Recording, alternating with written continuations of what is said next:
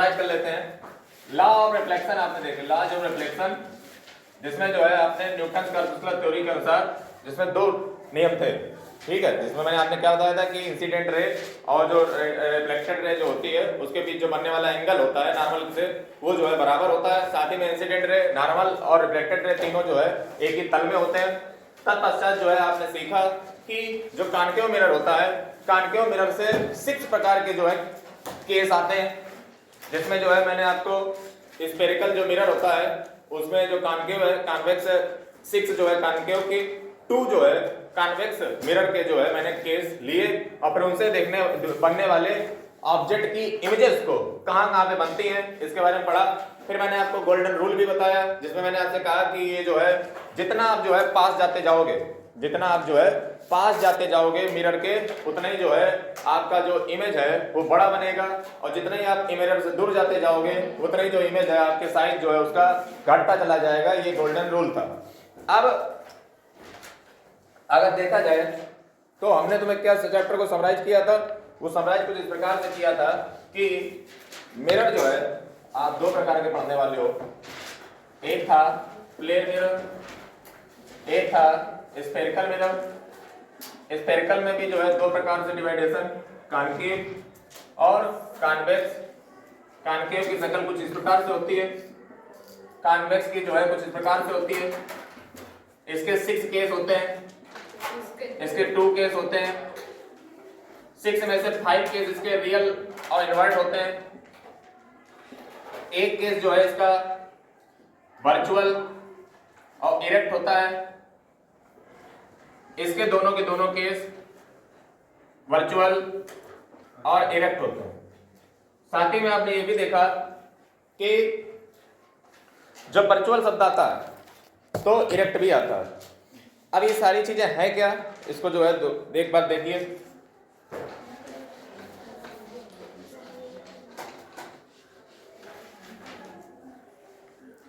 हम आप देखेंगे साइन कन्वर्जन। सर्वप्रथम जो है आपको पता होगा कि इस प्रकार से जो है मिरर दिखता है, वह सबको पता है। इसके इधर सरफेस पे जो है पॉलिश अगर है तो ये हो गया हमारा कॉन्केव मिरर। तब मैंने आपको बताया कि ये हमारा पोल होता है।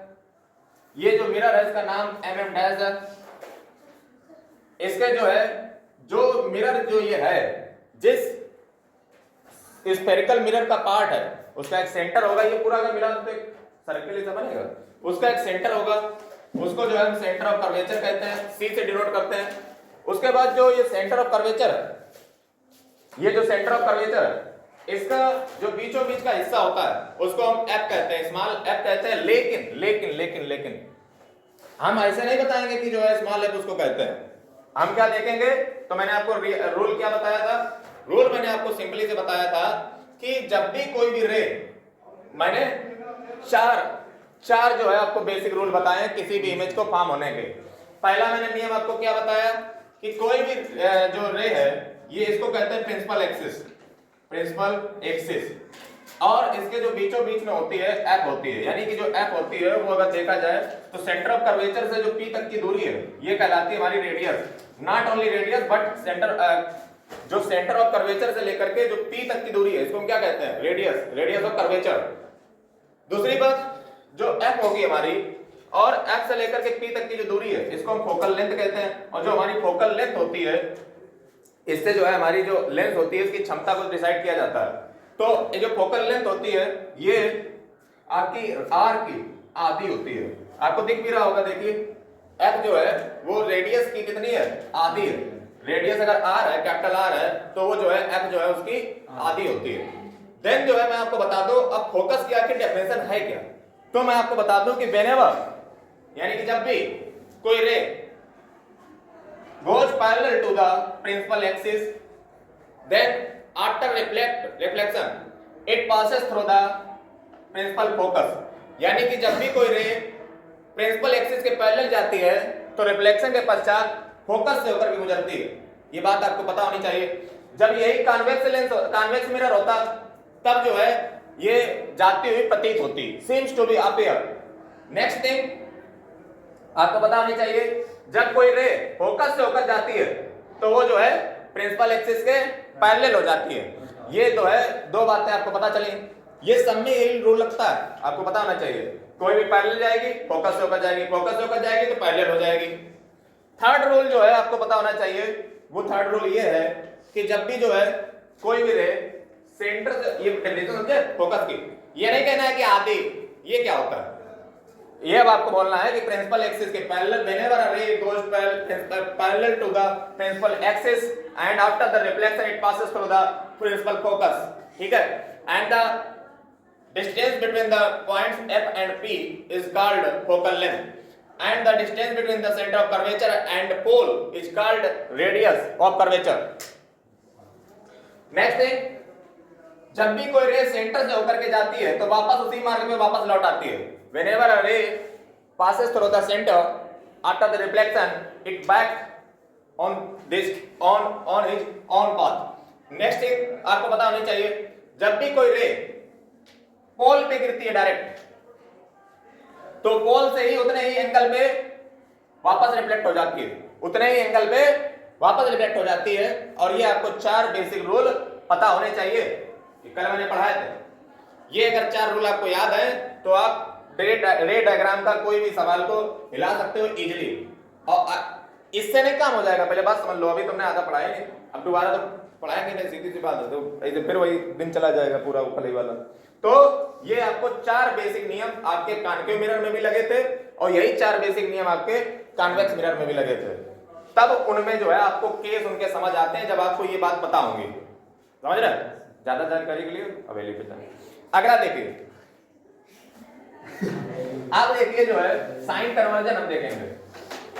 साइन कन्वर्जन देखिए, ये बेसिक नियम है, ये वो नियम है जिससे कॉन्केव और कॉन्वेक्स मिरर में जो है आपके लगते हैं यही ये चार नियम। अगर आपको याद है तो तुम रे डायग्राम बना लोगे, अगर ये चार नहीं याद है तो वो 6 कॉन्केव के केस और 2 कॉन्वेक्स के केस, 6 2 8 हो गए। ये 8 केस आपको समझ नहीं आएंगे अगर ये चार नियम तुम्हें नहीं पता है तो। ये बेसिक है नियम। आप देखिए अब साइन कन्वर्जन क्या होता है। देखिए कोई भी जो दूरी होती है, आपने जो है मैथ में कोऑर्डिनेट ज्योमेट्री पढ़ी होगी। कोऑर्डिनेट ज्योमेट्री जब आपने पढ़ी होगी तो उसमें जो है प्रथम first coordinate, second coordinate, third coordinate, fourth coordinate, इस प्रकार से पढ़ा होगा। उसमें क्या होता है, एक एक्स एक्सिस होता है, एक वाई एक्सिस होता है, एक एक्स पॉजिटिव होता है और एक एक्स नेगेटिव होता है, एक वाई पॉजिटिव होता है, एक वाई नेगेटिव होता है। जब भी हम जीरो से जो है पीछे की ओर जाते हैं तो वो नेगेटिव में चलने लगते हैं, जीरो से हम जब मूव फॉरवर्ड करते हैं यानी कि आगे की ओर चलते हैं तो वो पॉजिटिव चलता है। इसी प्रकार से यहाँ पे भी साइन कन्वर्जन का फिनोमेना होता है। जैसे जिस प्रकार आप कोऑर्डिनेट ज्योमेट्री में इस प्रकार से जो है दो खींचते हो, वैसे मान लीजिए यहाँ पे जो है मैंने एक मिरर बना दिया। क्या बना दिया? मिरर। अब इसमें होता क्या है, इस बात को थोड़ा सा याद रखिए कि the object is placed on the left side of the mirror. Object, अच्छा बताओ, ऑब्जेक्ट हमेशा किस ओर प्लेस किया जाएगा? इधर ही तो प्लेस किया जाएगा ऑब्जेक्ट। तो ऑब्जेक्ट हमेशा अगर इधर प्लेस किया जाता है, इसका मतलब देखा जाए तो हमारा जो यू, अच्छा एक बात और समझिए, ऑब्जेक्ट की पोल से दूरी वो कहलाती है यू। क्या कहलाती है? यू। यानी कि जो है जो ऑब्जेक्ट की डिस्टेंस है, ऑब्जेक्ट की distance from pole is called u. यानी कि यू क्या है? ऑब्जेक्ट की डिस्टेंस। ऑब्जेक्ट क्या है? जिससे रे निकलते हैं। जैसे हम मान लो हम ऑब्जेक्ट हैं, हम जो है ऑब्जेक्ट हैं। एक बात और याद रखिए, जितनी भी डिस्टेंस इसके इधर मेजर की जाएंगी वो सारी किस में जाएंगी? नेगेटिव में। जितनी भी डिस्टेंस, ये क्या है? ये 0,0 है, 0,0। और जितनी भी डिस्टेंस आप इसके इधर मेजर करोगे राइट साइड में, ये सारी आपकी जाएंगे पॉजिटिव। और जितनी भी डिस्टेंस आपकी अपर साइड में जाएंगी, अपर साइड बोले तो ऊपर की ओर, तो जब ऊपर की ओर जाएंगी तो ये भैया तुम्हारी जाएंगी पॉजिटिव में। जितना आप लोग नीचे जाओगे वो सारी डिस्टेंस आपकी नेगेटिव में ली जाएंगी। इस बात को जो है आप दिमाग में गांठ बांध लीजिए। अगर आपको ये नियम नहीं पता है तो साइन कन्वर्जन जो है तुमसे होगा नहीं। और सवाल, ये सवाल ही कि पता है मास्टर, तो इसके पीछे कारण ये है कि तुम सवाल नहीं लगा पाओगे। सवाल में नियम अगर तुम्हें ये नहीं पता है तो तुम सवाल नहीं लगा पाओगे, तुम 2 घंटे जो ऐसे हिलते रहोगे, होगा कुछ नहीं। आगे देखिए, ये मैंने क्या बताया, the distance between the object and the pole is called small u and small u is the object distance, and we all know that object is always placed before the mirror, then object distance will always be in negative numbers. Object की distance इसमें होगी negative number में, और object के द्वारा जो बनने वाला इमेज होगा, ऑब्जेक्ट के द्वारा जो बनने वाला इमेज होगा, वो इमेज आपने क्या देखा, अगर वो इमेज जो है इधर की ओर बन रही है, इधर की ओर, तो ये कैसे बनेगी, रियल। अगर इमेज आपकी जो है इधर की ओर बन रही है तो वो इमेज हमेशा सदैव से जो है रियल बनेगी। और अगर इमेज जो है, यदि if image is found beyond the mirror, then it will be virtual image. Virtual का मतलब ये होता है कि रे जो है मिलती नहीं है, मिलती हुई प्रतीत होती है। रे मीट जैसे यहाँ पे होता है, तो यहाँ पे रे मिल जाती है, मतलब सामने मिल गई आकर के, इधर लगा, इधर रिफ्लेक्ट होकर मिल गई, काट गई आकर के। लेकिन पीछे जब होता है तो क्या होता है कि इसे ऐसे जाता है, ये वर्चुअल, यानी कि इसके पीछे जब इमेज बनती है तो वर्चुअल, आगे बनती है तो रियल। इनवर्ट और इनवर्ट का मतलब क्या होता है और इरेक्ट का मतलब क्या होता है, जैसे कई बार ये टर्मिनोलॉजी समझ लीजिए, बुक में आपकी बार बार प्रयोग होगी कि इनवर्ट है, इरेक्ट है, इसका मतलब क्या होता है। इनवर्ट का मतलब ये होता है जब भी कोई इमेज प्रिंसिपल एक्सिस के नीचे बनती है, whenever an image is found below the principal axis, it is called, क्या कहलाएगी, इनवर्ट।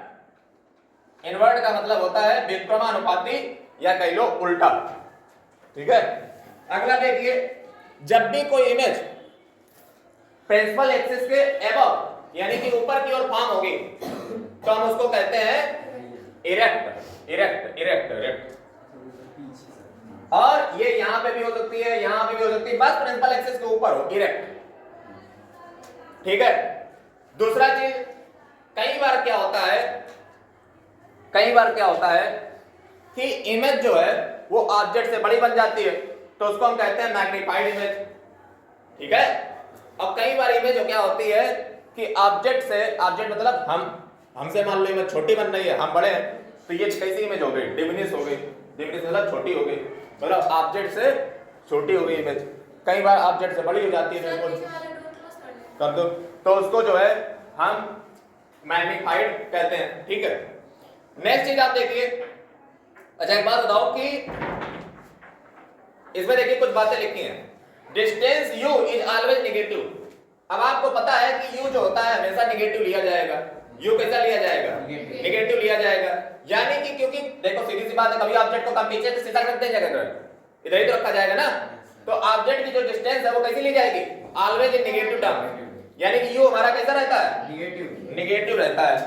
नेक्स्ट थिंग देखिए क्या लिखा है, if an image is found behind a concave mirror, यानी कि अगर इमेज जो है कॉन्केव मिरर के बिहाइंड फॉर्म हो रही है, तो क्या कह रहा है, to the right side the image distance is positive, but if the image is found in front of the mirror then the image distance will be negative. Point to be noted here कि if जो है, यदि image जो है, image आपकी इधर बन रही है, कई बार आपने नहीं देखा था जब रियल बनेगी तो इधर ही बनेगी, वर्चुअल बनती है तो इधर बनती है, यानी कि रियल हमेशा इमेज बनने वाली कैसी होगी, नेगेटिव में, दूरी नेगेटिव में आएगी।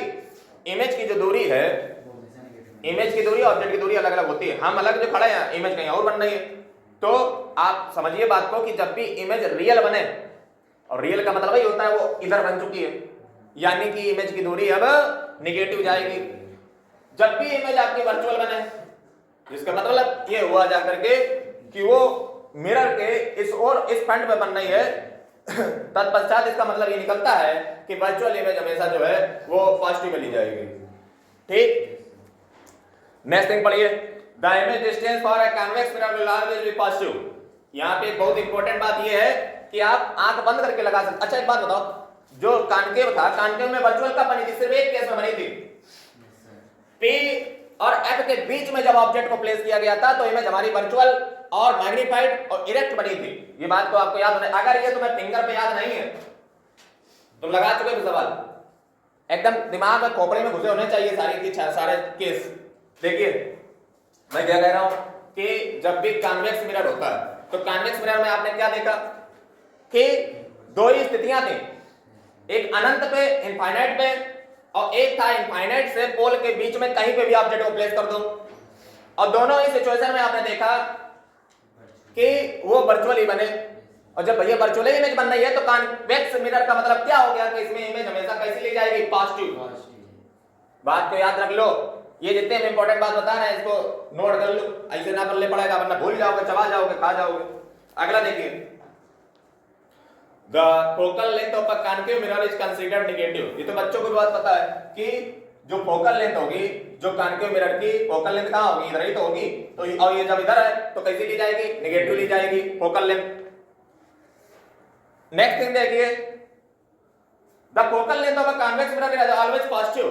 कॉन्वेक्स मिरर की फोकल लेंथ हमेशा पॉजिटिव होती है। सवाल है तो कारण सीधा सा है, ये देखिए कॉन्केव मिरर जो है वो इस प्रकार से घुमा होता है यूं, तो इसका मतलब है कि उसका सेंटर ऑफ द कर्वेचर है वो अंदर की ओर है। अब कॉन्वेक्स घुमा होता है यूं, यानी कि उसका सेंटर ऑफ कर्वेचर ये जो 0,0 वाली लाइन है उसके इधर तरफ होता है, समझ रहे। और जब वो इधर तरफ होगा तो ये जो है इस ओर का हिस्सा है, यानी कि सेंटर ऑफ कर्वेचर उसका राइट साइड में है। और जब राइट साइड में तो सीधी बात जो है इसकी फोकल लेंथ कैसी ली जाएगी, पॉजिटिव। इसका सेंटर ऑफ कर्वेचर और एफ जो है वो इधर होती है, पॉजिटिव ली जाएगी। That means focal length of a convex mirror will always measured in positive terms. Next thing देखिए, the height of an object is always considered positive. अब एक बात समझो हिंदी में कि जब भी कोई ऑब्जेक्ट होगा, ये जितने भी हम कर रहे हैं वो बोल रहे हैं, इसको नोट कर लो, ये बहुत इंपॉर्टेंट पॉइंट है। अभी तुम्हें नहीं पता चलेगा, जब सवाल लगाओगे तो तुम्हें समझ आएगा कि आप बोले थे। देखिए ऑब्जेक्ट की जो हमेशा हाइट होती है, अब कोई ऑब्जेक्ट उल्टा तो खड़ा नहीं होगा है कि पैर नीचे सर ऊपर, अरे हम कहते खड़ा भी हो जाए रहेगा तो मिरर के सामने रत्ते नीचे घुस जाएगा, और जब रत्ते नीचे घुस जाएगा तो मिरर कहां बचा, फिर इमेज कहां बनेगी। कुल मिला के हम कहना क्या चाह रहे हैं, कहना हम ये चाह रहे हैं कि जो ऑब्जेक्ट की हाइट होती है वो हमेशा कैसी ली जाएगी। अच्छा बताओ, ऑब्जेक्ट की हाइट प्रिंसिपल एक्सिस के ऊपर रहेगी कि नीचे रहेगी, ऊपर रहेगी, उल्टा तो खड़ा नहीं हो जाएगा। तो हमेशा याद रखिए कि जो हाइट है ऑब्जेक्ट की वो हमेशा जो है पॉजिटिव ली जाएगी, ठीक है। नेक्स्ट थिंग देखिए, if an image is found above the principal axis it is height is taken as positive and if an image is found principal axis then it is negative। मतलब ये मतलब हुआ जा करके कि जब भी हाइट जो है इमेज की, बच्चन वाली बात है वही वाली है पुरानी, देखो याद करो, प्रिंसिपल एक्सिस के ऊपर जब भी जो है इमेज बने, जैसे हमने तुम्हें क्या बताया थे, कॉन्केव मिरर में 5 पोजीशन होती है इन्वर्ट वाली, यानी कि वो पांचों इन्वर्ट हमें क्या बता रही है कि height of the object and height of the image will always be negative in 5 cases. Concave mirror में एक जो केस होता है उसमें वर्चुअल इरेक्ट बनती है, इसलिए उसमें जो है height of the object will be measured in positive terms, यानी कि जो है उसको हम पॉजिटिव में काउंट करेंगे। आप सिर्फ शब्दों से सवाल लगा सकते हो, शब्दों से, मतलब जब भी कह दे इन्वर्ट, इन्वर्ट का मतलब नीचे प्रिंसिपल एक्सिस के, और जब प्रिंसिपल एक्सिस के नीचे इन्वर्ट उल्टी तो नेगेटिव हाइट, और जो कह दे कि इरेक्ट सीधी तो प्रिंसिपल एक्सिस के ऊपर, दैट मींस पॉजिटिव। ये है मतलब, इतनी कहानी समझ में आई कि ऊपर से नहीं करेगी। 9 तो काट ली या ना कट पाइए, समझ लो। हाँ थोड़ा लेवल बढ़ाओ। आगे देखिए, मिरर का जो है बच्चों को एक फार्मूला पढ़ाया जाता है, क्या पढ़ाया जाता है, पढ़ लो, 1/f। सवाल ये 1/f का लिखा, 1/b, सवाल ये 1/b का लिखा। 1/u। ये देखिए बच्चों को फार्मूला पढ़ाया जाता है, इसको तुम भी रट्टा मान लो, हम भी रट्टा मान ले।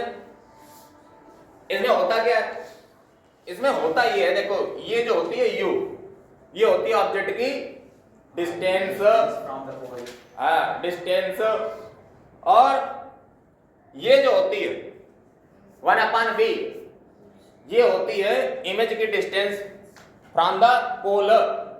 एक शब्द को याद रखिए, पोल, पोल, उससे बात हो रही है, वही होता है बीच का आदमी। बच्चों छोटी छोटी बात को भूल जाते हैं। एफ ये होता है फोकल लेंथ, यानी कि जो है आपका जो फोकस, प्रिंसिपल फोकस था और पी तक की जो दूरी थी वो फोकल लेंथ, उसकी दूरी। इसको जब इसमें से कोई दो चीजें अगर तुम्हें पता हो तो क्लास 6 में आपको पढ़ाया जाता है एक्स मान करके पढ़ाने वाला, तो इसमें एक चीज को आप पता कर सकते हो अगर कोई दो चीज पता है तुम्हें, समझ लो। और ये फार्मूला आता कैसे है, तो इसका जो डेरिवेशन है वो आप तुम्हारी बुकों में नहीं आता, लेकिन इसका पहले डेरिवेशन होता था, इसे समझे। ये फार्मूला आता कैसे है, हाँ शायद यूपी बोर्ड में भी चलता हो। अगला देखिए, नेक्स्ट थिंग जो आप पढ़ने वाले हो क्या है, वो ये है कि मैग्निफिकेशन क्या होता है। मैग्निफिकेशन मैग्निफिकेशन का मतलब हुआ जाकर के कि मैंने क्या कल आपको बताया था, जरा पुरानी कहानी को फिर से याद करो। जब पुरानी कहानी को याद करते हो तो पाते हो कि मैंने गोल्डन रूल बताया था। कौन सा गोल्डन रूल? गोल्डन रूल हमने आपको ये बताया था कि जैसे ऑब्जेक्ट जो है इमेज के पास होगा उतनी इमेज जो है बड़ी बनेगी। इमेज ऑब्जेक्ट इमेज से सॉरी जो है मिरर के पास जितना ऑब्जेक्ट होगा उतनी इमेज जो है बड़ी बनेगी, और जितना मिरर से जो है ऑब्जेक्ट दूर होता चला जाएगा इमेज छोटी बनती चली जाएगी। सीधी सी बात है, समझ में आ रही है। लेकिन क्या, लेकिन मैंने आपको एक चीज बताई थी कि कहां तक बढ़ता है और कहां तक घटता है इमेज का साइज। जैसे पोल से लेकर के सेंटर तक, कानपुर वाला नहीं तो पोल से लेकर के सेंटर तक आपने ये देखा कि ऑब्जेक्ट का साइज जो है, बात ऐसे समझो, ये था हमारा मिरर, ये था हमारा सेंटर, और हमने ये देखा कि इतने के बीच में यहां पे इमेज बहुत भयंकर नहीं थी, बड़ी, बहुत ही बड़ी, थोड़ी छोटी, थोड़ी सी छोटी, थोड़ी सी छोटी, और यहां पे आकर के ऑब्जेक्ट और इमेज की साइज हो गई बराबर, बरोबर, इक्वल। देन क्या बताएं, फिर जब हमने कहानी में आगे बढ़े तो हमने पाया कि जैसे हम सेंटर से इधर बढ़े, जो बीच, देखिए जैसे हम सेंटर से इधर बढ़े वैसे हमने क्या देखा कि जो ऑब्जेक्ट है वो बड़ा हो गया, इमेज छोटी हो गई। मतलब ये कहानी सेंटर तक जाती है, वहां से चाहे जाओ से ट्रेन ले लो कि सेंटर से जैसे आप इधर बढ़े वैसे जो है क्या आपको देखने को मिला कि ऑब्जेक्ट बड़ा हो गया, इमेज छोटी हो गई। अब तुम कहोगे बता कह रहे हो, अभी तक पूछा नहीं है लेकिन पूछ सकता है, समझ रहे हो। हाँ, वो कभी ऐसे नहीं पूछेगा जैसे जो है तुम मतलब पढ़ के जाओगे, वो हमेशा ऐसे पूछेगा जो तुम पढ़ के ना जाओगे, इसलिए वो पढ़ो जो पूछे नहीं जाएगा अगला देखिए,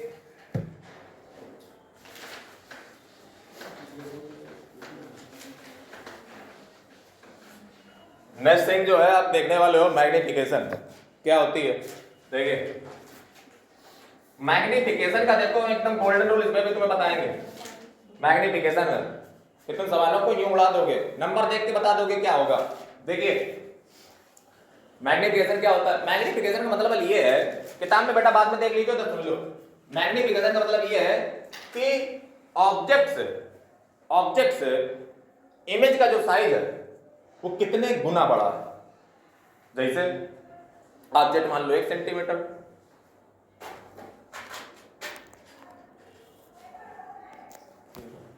ऑब्जेक्ट मान लो 1 सेंटीमीटर, इमेज मान लो 2 सेंटीमीटर, तो इमेज कितनी गुनी बड़ी है? 2 है ना, 2 गुना। कैसे पता किया? मान लो ऑब्जेक्ट 2 सेंटीमीटर का है, इमेज मान लो 4 सेंटीमीटर की बनी। ऑब्जेक्ट जो है वो 2 सेंटीमीटर का है। और जब मैं ऑब्जेक्ट 2 सेंटीमीटर का कह रहा हूं तो ये 2 सेंटीमीटर ऑब्जेक्ट क्या हो सकता है? अरे हाइट ऑफ द ऑब्जेक्ट है। तो हाइट ऑफ द ऑब्जेक्ट मान लो जो है 4 सेंटीमीटर है। हाइट ऑफ द ऑब्जेक्ट मान लो 4 सेंटीमीटर है 4, और हाइट ऑफ इमेज मान लो आपकी 12 सेंटीमीटर हो गई। कितना हो गई? 12 सेंटीमीटर। तो आपका ऑब्जेक्ट से जो इमेज है वो 3 गुना 3x बड़ा है। जो हाइट ऑफ द इमेज है वो कितने गुना ज्यादा है? 3x, यानी कि 3 गुना है। अब दूसरी चीज आप ये समझिए कि आपने हाइट ऑफ इमेज रखी और हाइट ऑफ ऑब्जेक्ट रखी, आपको मैग्निफिकेशन पता चल गया कि भैया कितने गुना बड़ा है। अब हम रूल क्या बताने वाले हैं? थोड़ी सी बेसिक सी मैथमेटिक्स है, बुद्धि लगाओ। जब भी जो है 1 से बड़ा हो मैग्निफिकेशन, 1 से बड़ा हो मैग्निफिकेशन, आंसर मान लो तुम्हारा मैग्निफिकेशन कट्टा पिट्टी करके मान लो 1 से ज्यादा आ गया, तो इसका मतलब हो जाता है कि जो ऑब्जेक्ट है और जो इमेज है, इमेज ऑब्जेक्ट से बड़ी है। Image is greater than object. ये बात को याद रखिएगा। अरे हाई का बेसिक सी बात है। जब 1 से ज्यादा हो जाएगी तो सीधी बात भाग जा रहा है, इसका मतलब 1.3256 भाग जा रहा है, इसका मतलब बड़ी है। को बड़ी ब्रैकेट से थोड़े नहीं बता रहा है, वही तो। और इससे तुम ये भी बता सकते हो, जो ये नहीं मैंने बताया था रियल इनवर्ट वर्चुअल इनवर्ट, वो भी बता सकते हो। बस थोड़ा सा दिमाग को घोड़े को दौड़ाना पड़ेगा। अगर ये 1 के बराबर हो, अगर magnification is equal to the 1, तो क्या होगा? वही होगा जो वामन है सामन कर। देखिए तो ये जो है I is equal to O, यानी कि इमेज की जो हाइट है वो ऑब्जेक्ट के बराबर होगी। सीधी बात 4/4 1 आ गया, इसका मतलब इक्वल है। अगर 1 आ रहा है, 1 आ रहा है, जिसका मतलब हो गया कि height of the object is equal to the image of the object. तीसरा नियम, इसी मैग्निफिकेशन से देखो आप क्या क्या पता कर ले रहे हो। हाइट पता कर ली तुमने, हैं? ये पता कर ली। फिर देखिए जरा क्या कि अगर यदि जो है हाइट ऑफ द नहीं, अगर जो है 1 से कम वैल्यू आ जाए, मैग्निफिकेशन की वैल्यू 1 से कम आ जाए, 1 से कम आ जाए, तो इसका मतलब अब हो गया जाकर के ऑब्जेक्ट बड़ा हो गया, इमेज छोटी हो गई। ऑब्जेक्ट बड़ा हो गया, इमेज छोटी हो गई। तो ये समझ आया आपने? मैग्निफिकेशन से 3 चीजें जो है बता दी कि कब ऑब्जेक्ट बड़ा कब छोटा, यानी कि डिमिनिश्ड और मैग्नीफाइड आप मैग्निफिकेशन से बता सकते हो। बस उसकी वैल्यू पे बता दो 2.36 है, इसका मतलब जो है ऑब्जेक्ट से इमेज बड़ी है। कितना गुना बड़ी है? 2.36 गुना बड़ी है, बता दी।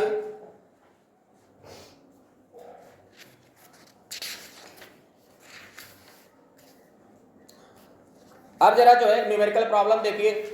न्यूमेरिकल प्रॉब्लम जो है इसको अंग्रेजी मीट में कहते हैं, अंग्रेजी मीट में क्या कहते हैं? आंकिक प्रश्न।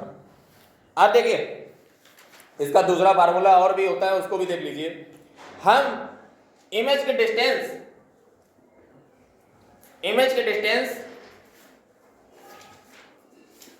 और इमेज की ऑब्जेक्ट की डिस्टेंस से भी जो है मैग्निफिकेशन निकाल सकते हैं। ये दूसरा मेथड है।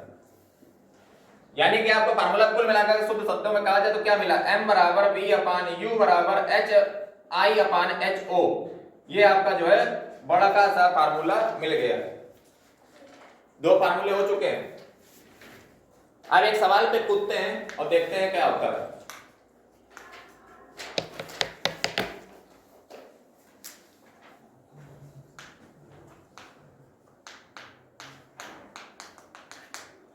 ये बेटा बहुत इंपॉर्टेंट चैप्टर